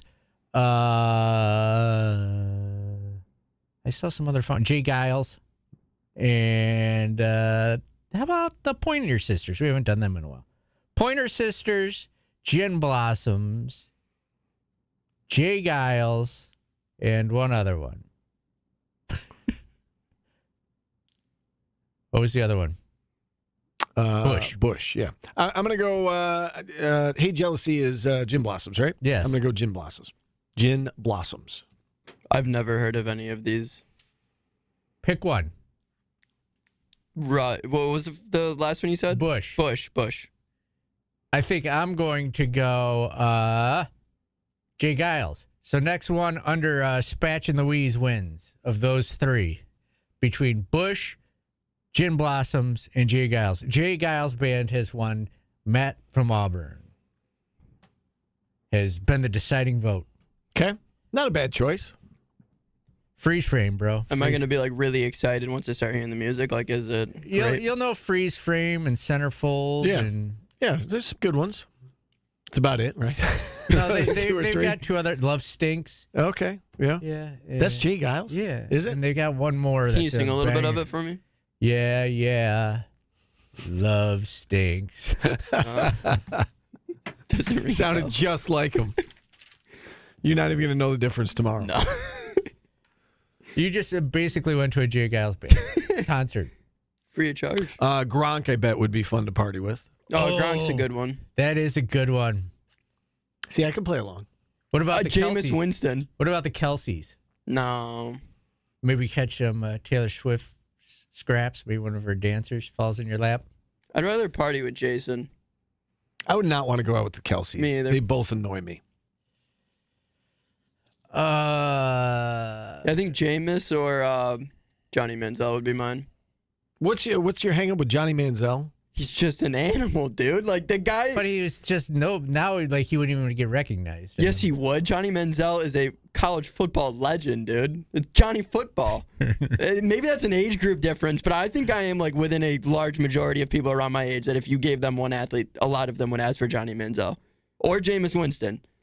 I think Jameis, he would be a part. You saw him during the offseason. He was going around everywhere. Johnny Manziel made it to the NFL by just being drunk and belligerent and going to parties. I get that, but I don't think like if I was like trying to have bragging rights of somebody I went partying with, I wouldn't be like, hey, I went with Johnny Manziel. Remember that washed up guy who didn't amount to anything? I think this is an age barrier moment, gentlemen. Yeah, I'm not impressed. Like if you told me that. So if I said I went with Shaq and Paulie went with Charles Barkley and you said I went with Johnny Manziel, I would not be impressed by Now, your story. granted, I would be like yours are more impressive because of the names. But I think a lot of people around my age group would definitely be like, if you give me one guy to party with, I want Johnny Manziel. We got to ask Jordan next week. Might be the same kind of thing as Meta World Peace Spatch of the Week. Might be the kind of same thing with Dennis Rodman. I don't know that I could agree. hang with Johnny Manziel. I agree with that, but I also think more people my age. I feel like a lot of people my age feel like Johnny. How a lot of guys your age felt like. I just drew a blank. Guys your age, he says. Of Rodman. Yeah. I feel like, Rodman is more your guys' age than Johnny's more my age. You know who in his heyday would have been fun? I think he's sober now, but Jim McMahon. He probably would have been a fun one to hang out with. Yeah. Any of those Bears. Jim Kelly back in the day, and I mean, the stories about him in Buffalo, like he was a celebrity.